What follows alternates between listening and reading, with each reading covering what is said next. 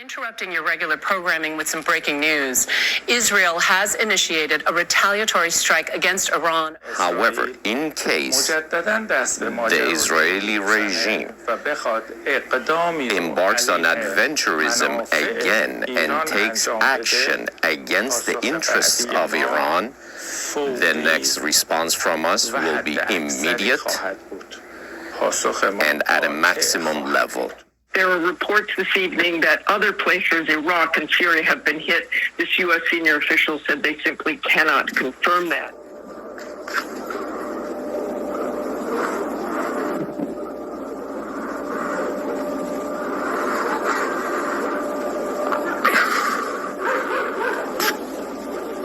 پدافنده کار میکنه. پدافنده هوایی داره کار میکنه. به شرق اصفهان. When people are talking about, hey, are we watching the makings of World War III, your response?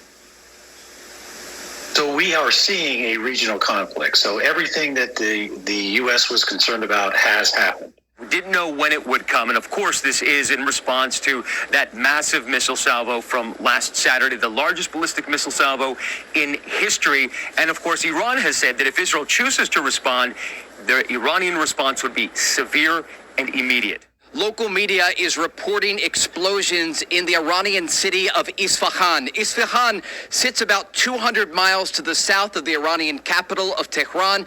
At this location, there is an Iranian nuclear facility. There are also reports of activity at other locations across Iran. This is significant because, remember, the initial reporting leading up to tonight had to do with what might be a limited Israeli response to this large-scale attack last weekend. That said, I don't want to be hyperbolic and start talking about World War III. Yes, this is significant, but it can be de-escalated and it can be put back in the box. And that's really going to come with the world superpowers stepping in and talking to both sides. Obviously, the United States with Israel, Russia with Iran, and talking about the need to contain and de-escalate. So we'll see, as Elizabeth said, just how significant these attacks were or weren't, and whether this could be the end of it, and whether Iran will then respond. But it is important to point out this is how World War I started. It was something that essentially spiraled out of control. I don't think this is going to happen here, but it is very concerning, and it is something that everybody should be paying attention to because it definitely affects everybody right now.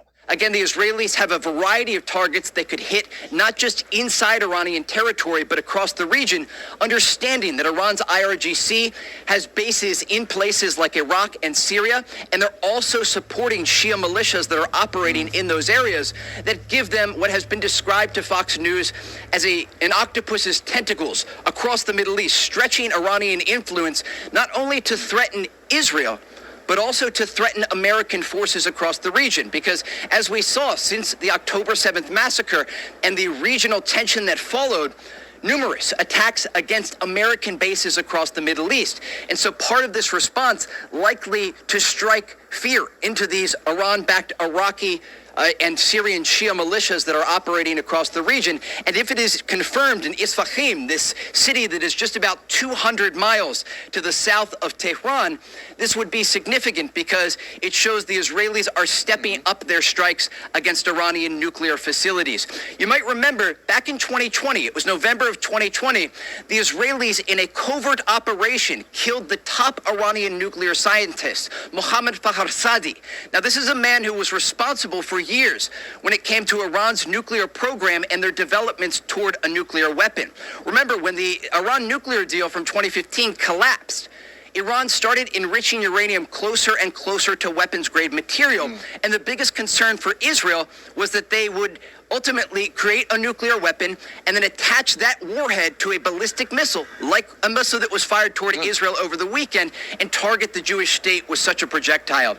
We understand the breakout period is anywhere from just 0 days to a matter of days and possibly even a week, according to international observers. And the concern for Israel is that they could use this enriched uranium to create a nuclear bomb that would target this country.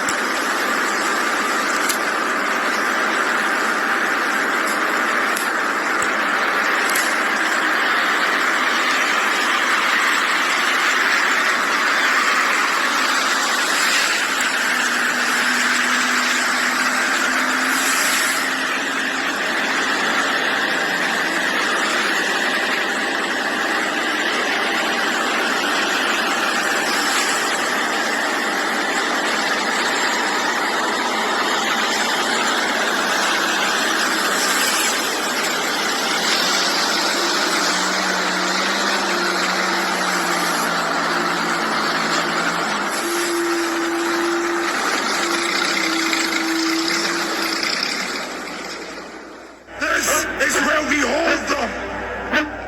This is where we fight. And these shields, boys! The moral to be drawn from this dangerous nightmare situation is a simple one. Don't let it happen. It depends on you.